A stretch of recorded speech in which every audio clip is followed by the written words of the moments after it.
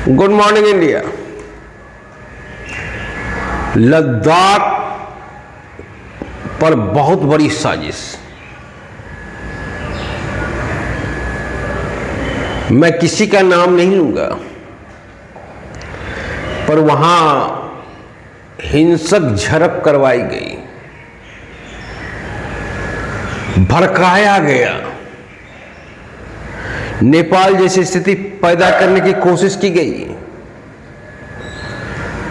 और अभी विपक्ष के जितने भी नेता हैं सभी कोशिश कर रहे हैं कि नेपाल जैसी स्थिति बन जाए देश में।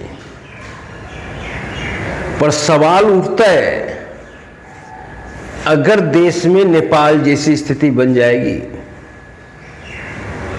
तो मोदी जी को भागना नहीं पड़ेगा, क्योंकि मोदी जी तो निचले तबके से बिलोंग करते हैं। एक चाय बेचने वाला पीएम बन गया, इससे गर्व की बात और क्या हो सकती है। ये तो हम लोग के लिए शान की बात है कि एक आम बच्चा पीएम तक की कुर्सी का सफर तय किया, और वो भी तीसरी बार। नेहरू के बाद कोई भी प्रधानमंत्री तीसरी बार मोदी जी ही बने। तो विपक्ष को समझना चाहिए कि मोदी जी तो आम आदमी है, जो खास आदमी है उसे दिक्कत होगा, जो चम्मच लेके पैदा हुए हैं। तो अगर स्थिति नेपाल वाली हुई तो मोदी जी पर आफत नहीं आएगा, आफत आएगा। जो चम्मच लेके युवराज पैदा हुए उस पे। दूसरी बात है, लद्दाख को पूर्ण राज्य का दर्जा कैसे दे दे। लद्दाख चाइना से सटा हुआ है, लद्दाख पाकिस्तान से सटा हुआ है। अगर पूर्ण राज्य का हम दर्जा देते हैं तो फिर हमें अपनी देश के सरहद के रक्षा के लिए बहुत ही परिश्रम करना होगा। वहां जिसकी भी सरकार होगी उससे हमें हेल्प लेना होगा। और अभी तो हम अपने देश के रक्षा के लिए कुछ भी कर सकते हैं बिना हेल्प का। हमें किसी की सहमति की जरूरत नहीं होती है।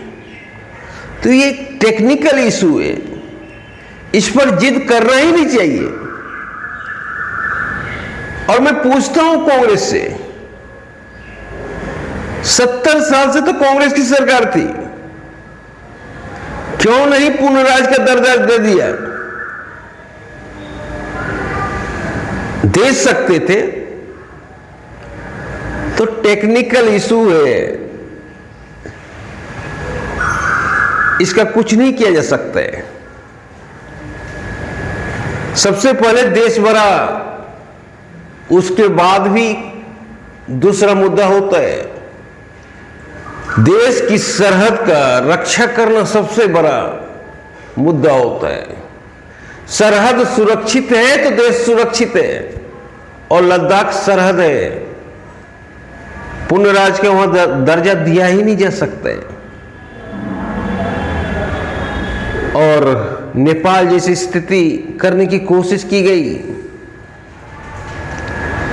एक सज्जन आदमी जो 3 इडियट जिनके ऊपर फिल्म बना था, मैं नाम नहीं लेना चाहूंगा, कुछ दिन पहले उनका फोटो बांग्लादेश के प्रधानमंत्री के साथ देखा गया। उसके बाद इस्लामाबाद में देखा गया। ढेर सारी खुफिया रिपोर्ट भी प्राप्त हुई है। तो उनके एनजीओ को बंद कर दिया गया है, रद्द कर दिया गया है, क्योंकि उन्हें विदेशी फंडिंग भी होने लगी थी। तो जो देश का दुश्मन है उसको विदेशी फंडिंग बहुत होता है देश को तोड़ने के लिए। और अभी हमारे देश को तोड़ने के लिए बहुत आदमी सोच रहे हैं और बहुत आदमी ये ख्वाब पका रहे हैं कि नेपाल वाली स्थिति पैदा होगी हमारे देश में। तो भूल है, भारत का पब्लिक बुर्बक नहीं है, वो किसी के बहकावे में नहीं आता है। और अगर स्थिति पैदा भी हो जाएगी तो मोदी जी के लिए स्थिति पैदा नहीं होगी। जितने रईस ज्यादा हैं जो चम्मच लेके पैदा हुए, उनके लिए स्थिति देश छोड़ के भागना पड़ सकता है।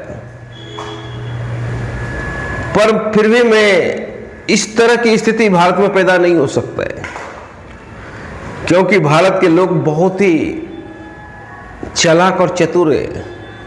वो किसी भी नेता के बहकावे में नहीं आते हैं। वो देख रहे हैं कि कौन क्या है। एक आम इंसान शासन कर रहे हैं तो चम्मच वाले को खटक रहा है, जो चम्मच लेके पैदा हुए हैं। कई एक बार साजिश हुआ है कि नेपाल वाली स्थिति पैदा हो जाए, और देश का दुश्मन भी लगा हुआ है, वहां से फंडिंग भी उन लोग को होता है। पर भारत को तोड़ना या भारत के बारे में इस तरह का सपना देखना, मैं समझता हूं आपका ख्वाब ही रह जाएगा, कभी पूरा नहीं होने वाला है। भारत आने वाला समय में विश्व की सबसे बड़ी शक्ति बनने जा रही है, और इस देश को तोड़ने वाले के मुंह पर तमाचा है। जय हिंद।